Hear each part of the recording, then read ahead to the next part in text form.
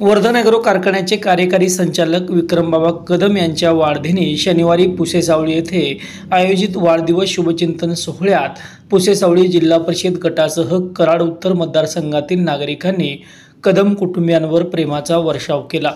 हजारो लोकांनी शुभेच्छा देण्यासाठी यावेळी गर्दी केली होती। मानखटावचे पाणीदार आमदार जयकुमार गोरेभाऊ, भाजपचे सातारा जिल्हाध्यक्ष धैर्यशील दादा कदम, रहमतपूरचे माजी नगराध्यक्ष संपतराव माने, महेश कुमार जाधव, भाजपचे कराड उत्तर तालुका मंडलाध्यक्ष शंकरराव शेजवळ, सीमाताई घारगे तसेच कराड उत्तर विभागातील भाजप पदाधिकारी, कार्यकर्ते, ग्रामस्थ यावेळी मोठ्या संख्येने उपस्थित होते। यावेळी अनेक मान्यवरांनी मनोगत व्यक्त करून विक्रमबाबा कदम यांच्या कार्याची दखल घेतली।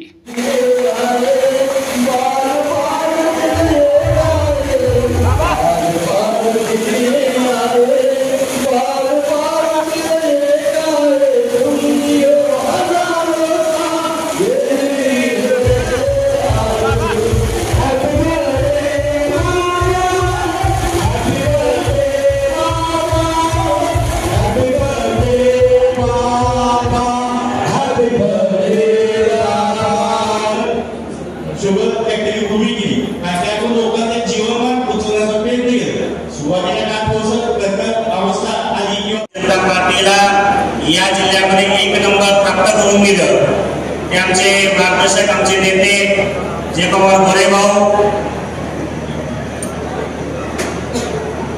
या ठिकाणी उपस्थित असणारं कार्य, माझं उद्योगाचं कार्य आणि धैर्यशील दादाची पाठराखण करत असताना त्यांच्यामध्ये उभी करणारी राजकीय शक्ती ती शक्य झाली ते म्हणजे पुसेसावळी जिल्हा परिषद गटातील सर्व जीवा भावाचे मित्र, कार्यकर्ते आणि माझे मार्गदर्शक।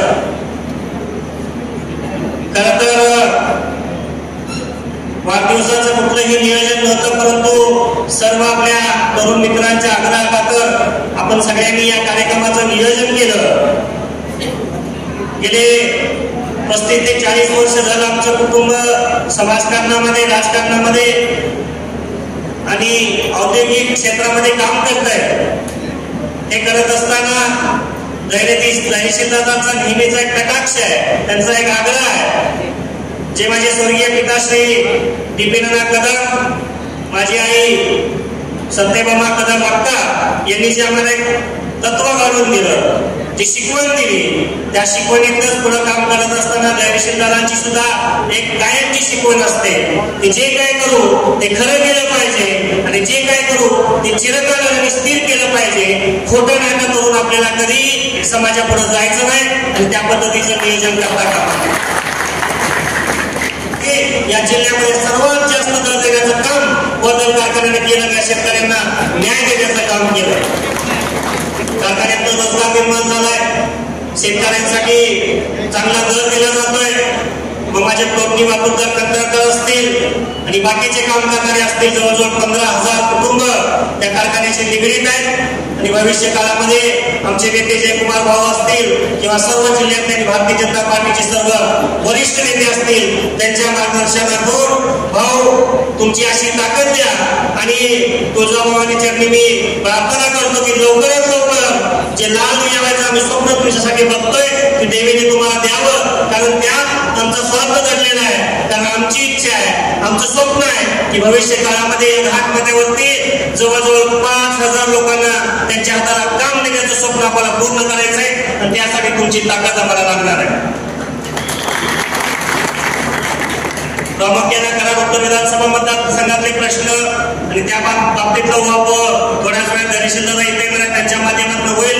भाऊ आपल्या भाषणामध्ये त्या गोष्टी करतील, पण मी पुसेसावळी जिल्हा परिषद गटाच्या आणि औंध जिल्हा परिषद गटाच्या दृष्टीनं अत्यंत महत्वाचा जिव्हाळ्याचा असलेला पाण्याचा प्रश्न, आपण तर पाण्यासाठी अत्यंत ताकदीनं काम करतोय, परंतु भविष्य काळामध्ये या मतदारसंघातील किंवा मानखटाव विधानसभा मतदारसंघातील कोणतीही निवडणूक पाण्याच्या प्रश्नावर लढली जाऊ नये एवढीच विनंती मी तुम्हाला सगळ्यांच्या वतीनं करतो।